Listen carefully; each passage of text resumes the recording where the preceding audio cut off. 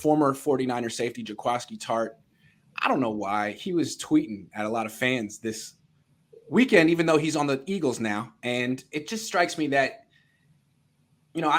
that moment in the NFC Championship game kind of defines his career until he does something on a bigger stage, missing that interception.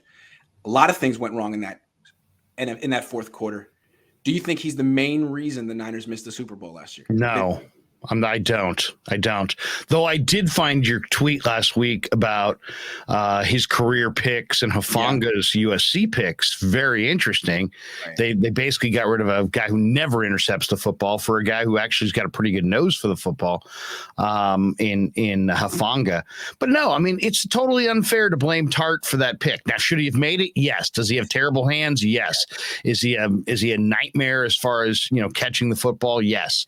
But let's be fair, and I'm all about being fair. If he had caught that ball, 49ers would have taken over on their own 35-yard line, not the Rams' 35-yard line, their own 35-yard line. Now, would they have been able to move the ball better than they did on their final two drives? Possibly, because the score impacted the Rams' defensive game plan to some degree, and the Rams had a lead at that point against the Niners on those final two drives, right? Or was one of them tied? Were they tied on one of them? I forget. But either way, the Niners did not make a first down on either drive. No first down. So I don't know how you can say, well, if the Niners got the ball at the 35-yard line, it's game over, when they actually had two full drives after that and didn't get a first down. So, yes, it would have helped, but I don't think, and maybe the momentum of the moment would have, who knows what the play calling would have been, who knows how the 49ers would have viewed it. Possibly it could have. But when you look at those two other series and the fact they got no first downs, how do you point the finger at Tartt? Fair. What I will say, though, is I wasn't at the game. I had COVID.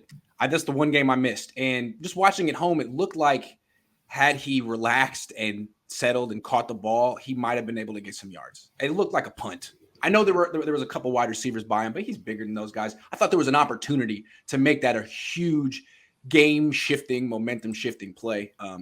And although Kyle choked, Jimmy choked, the offensive line couldn't block anyone. Of all the, sins in that fourth quarter, I feel like Tartt's was the most egregious. I mean, it just hit him in the chest. There was no one really touching him. It was just him in his own head.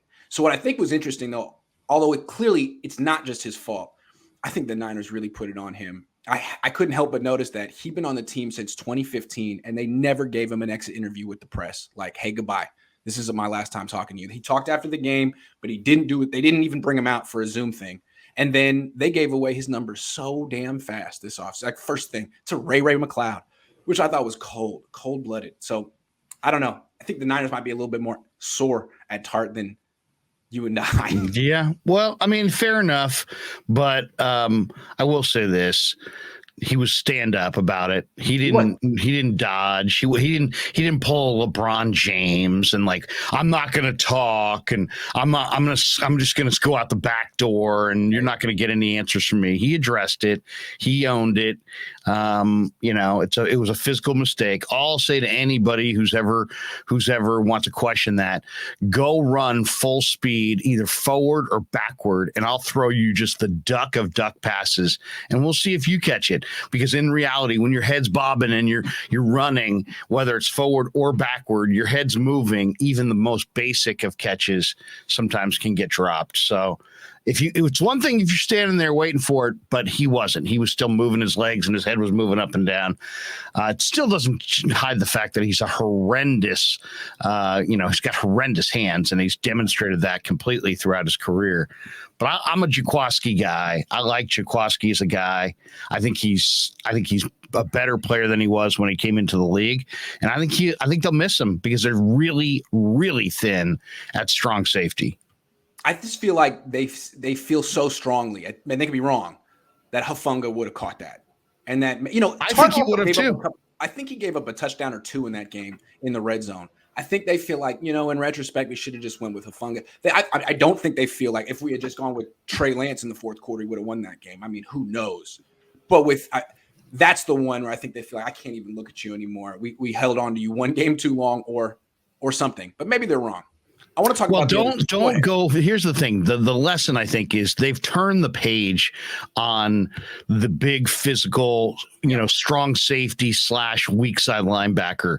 Going forward, that guy is going to be a free safety who's got coverage ability, who maybe, doesn't have the greatest coverage ability, but he's a converted free safety.